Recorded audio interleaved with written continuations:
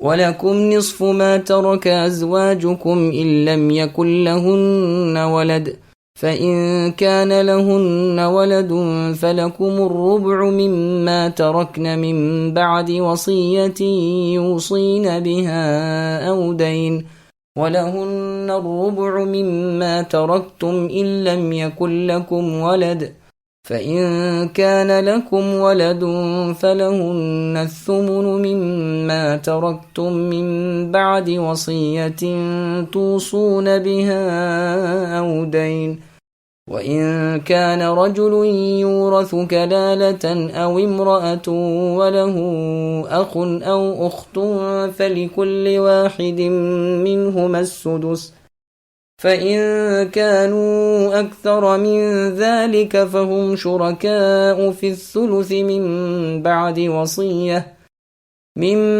بَعْدِ وَصِيَّةٍ يُوصَىٰ بِهَا أَوْ دَيْنٍ غَيْرَ مُضَارٍّ وَصِيَّةً مِّنَ اللَّهِ وَاللَّهُ عَلِيمٌ حَلِيمٌ۔ تمہاری بیویاں جو کچھ چھوڑ مریں اور ان کی اولاد نہ ہو تو آدھو آدھ تمہارا ہے۔ اگر ان کی اولاد ہو تو ان کے چھوڑے ہوئے میں سے تمہارے لیے چوتھائی حصہ ہے، اس وصیت کی ادائیگی کے بعد جو وہ کر گئی ہوں یا قرض کے بعد، اور جو تم چھوڑ جاؤ اس میں ان کی چوتھائی ہے۔ اور اگر تمہاری اولاد ہو تو پھر انہیں تمہارے ترکے کا 8واں حصہ ملے گا، اس وصیت کے بعد جو تم کر گئے ہو اور بعد ادائیگی قرض کے۔ جن کی میراث لی جاتی ہے وہ مرد یا عورت کلالہ ہو، یعنی اس کا باپ بیٹا نہ ہو اور اس کا بھائی یا ایک بہن ہو، تو ان دونوں میں سے ہر ایک کا 6واں حصہ ہے، اور اگر اس سے زیادہ ہوں تو 1/3 میں یہ سب شریک ہیں۔ اس وصیت کے بعد جو کی جائے اور قرض کے بعد جب اوروں کا نقصان نہ کیا گیا ہو، مقرر کیا ہوا اللہ تعالیٰ کی طرف سے ہے، اور اللہ حکمت والے ہیں اور بردبار ہیں۔ سامعین، اب اس آیت کی تفسیر سماعت کیجیے۔ خاوند اور بیوی کے درمیان میراث کی تقسیم کا طریقہ کار۔ اللہ تعالیٰ فرماتے ہیں کہ اے مردو، تمہاری عورتیں جو چھوڑ مریں، اگر ان کی اولاد ہو تو اس میں سے آدھو آدھ تمہارا ہے، اور اگر ان کے بال بچے ہوں تو تمہیں چوتھائی صورت میں ملے گا، وصیت اور قرض کے بعد۔ ترتیب اس طرح ہے کہ پہلے قرض ادا کیا جائے، پھر وصیت پوری کی جائے، پھر ورثہ تقسیم ہو۔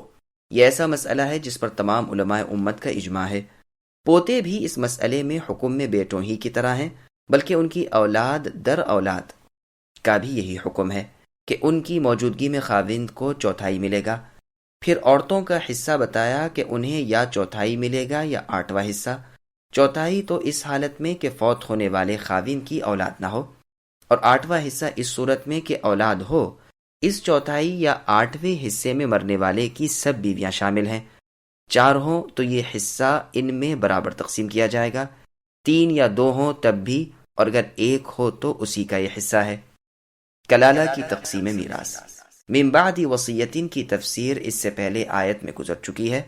کلالہ مشتق ہے اکلیل سے۔ اکلیل کہتے ہیں اس تاج وغیرہ کو جو سر کو ہر طرف سے گھیر لے۔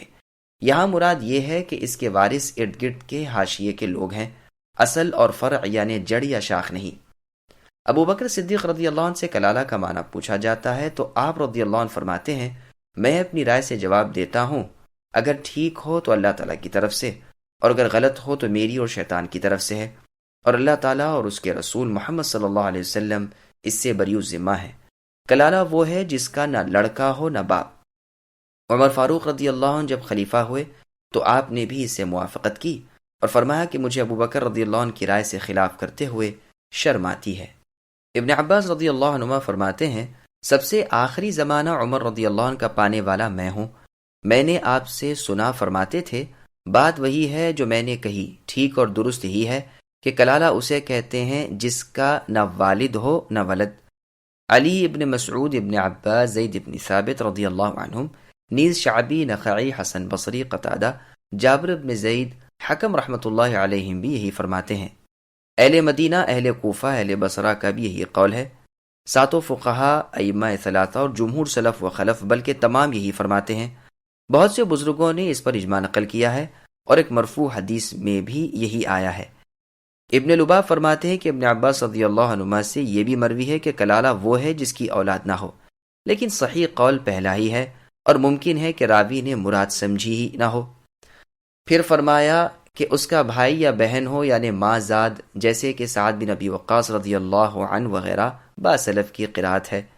ابو بکر صدیق رضی اللہ عنہ وغیرہ سے بھی یہی تفسیر مروی ہے، تو ان میں سے ہر ایک کے لیے چھٹا حصہ ہے، اگر زیادہ ہوں تو ایک ثلث میں سب شریک ہیں۔ ماں زاد بھائی باقی وارثوں سے کئی وجہ سے مختلف ہیں، ایک تو یہ کہ یہ باوجود اپنے ورثے کے دلانے والے کے بھی وارث ہوتے ہیں، مثلا ماں، دوسرے یہ کہ ان کے مرد عورت یعنی بہن بھائی میراث میں برابر ہیں، تیسرے یہ کہ یہ اسی وقت وارث ہوتے ہیں جب کہ میت کلالہ ہو، پس باپ دادا کی بیٹے کے بیٹے کے بیٹے کی موجودگی میں یہ وارث نہیں ہوتے، چوتھے یہ کہ انہیں ثلث سے زیادہ نہیں ملتا، گویا کتنے ہی ہوں، مرد ہوں یا عورت۔ عمر رضی اللہ عنہ کا یہ فیصلہ ہے کہ ماں زاد بہن بھائی کا ورثہ آپس میں اس طرح بٹے گا کہ مرد کے لیے دوہرا اور عورت کے لیے اکہرا۔ زہری رحمہ اللہ فرماتے ہیں کہ عمر رضی اللہ عنہ ایسا فیصلہ نہیں کر سکتے تاوقت یہ کہ انہوں نے رسول اللہ سے یہ نہ سنا ہو۔ آیت میں اتنا تو صاف ہے کہ اگر اس سے زیادہ ہوں تو ثلث میں شریک ہیں۔ اس صورت میں علماء کا اختلاف ہے، اگر میت کے وارثوں میں خاوند ہو اور ماں ہو یا دادی ہو اور دو ماں زاد بھائی ہوں اور ایک یا ایک سے زیادہ باپ کی طرف سے بھائی ہوں، تو جمہور تو کہتے ہیں کہ اس صورت میں خاوند کو آدھا ملے گا اور ماں یا دادی کو چھٹا حصہ ملے گا، اور ماں زاد بھائی کو تہائی ملے گا، اور اسی میں سگے بھائی بھی شامل ہوں گے قدر مشترک کے طور پر جو ماں زاد بھائی ہے۔ امیر المؤمنین عمر فاروق رضی اللہ عنہ کے زمانے میں ایک ایسی ہی صورت پیش آئی تھی، تو آپ نے خاوند کو آدھا دلوایا اور ثلث ماں زاد بھائیوں کو دلوایا، تو سگے بھائیوں نے بھی اپنے آپ کو پیش کیا۔ آپ رضی اللہ عنہ نے فرمایا تم ان کے ساتھ شریک ہو۔ عثمان رضی اللہ عنہ سے بھی اس طرح شریک کر دینا، اور دو روایتوں میں سے ایک روایت ایسی ہے، ابن مسعود اور زید بن ثابت اور ابن عباس رضی اللہ عنہم سے مروی ہے۔ سعید بن مسیب، قاضی شریح، مسروق، طاؤس، محمد بن سیرین، ابراہیم نخعی، عمر بن عبد العزیز، ثوری اور شریک رحمۃ اللہ علیہم کا قول بھی یہی ہے۔ امام مالک اور امام شافعی اور امام اسحاق بن راہوی بھی اسی طرف گئے ہیں۔ ہاں، علی بن ابی طالب رضی اللہ عنہ اس میں شرکت کے قائل نہ تھے، بلکہ آپ اولاد کو اس حالت میں ثلث دلواتے تھے، اور ایک ماں باپ کی اولاد کو کچھ نہیں دلاتے تھے، اس لیے کہ یہ عصبہ ہیں، اور عصبہ اس وقت پاتے ہیں جب ذوی الفروض سے بچ جائے، بلکہ وکیع بن جراح رحمہ اللہ کہتے ہیں کہ علی رضی اللہ عنہ سے اس کے خلاف مروی ہی نہیں۔ ابی بن کعب، ابو موسیٰ الاشعری رضی اللہ عنہما کا قول بھی یہی ہے، ابن عباس رضی اللہ عنہما سے بھی مشہور یہی ہے، نیز شعبی، ابن ابی لیلہ، امام یحییٰ ابن آدم، نعیم ابن حماد، ابو ثور، داؤد ابن علی الظاہری رحمۃ اللہ علیہم بھی اسی طرف گئے ہیں۔ ابو الحسین ابن لبان فرضی رحمۃ اللہ علیہ نے بھی اسی کو اختیار کیا ہے، ملاحظہ ان کی کتاب الایجاز۔ شرعی وصیت کا پورا کرنا ضروری ہے۔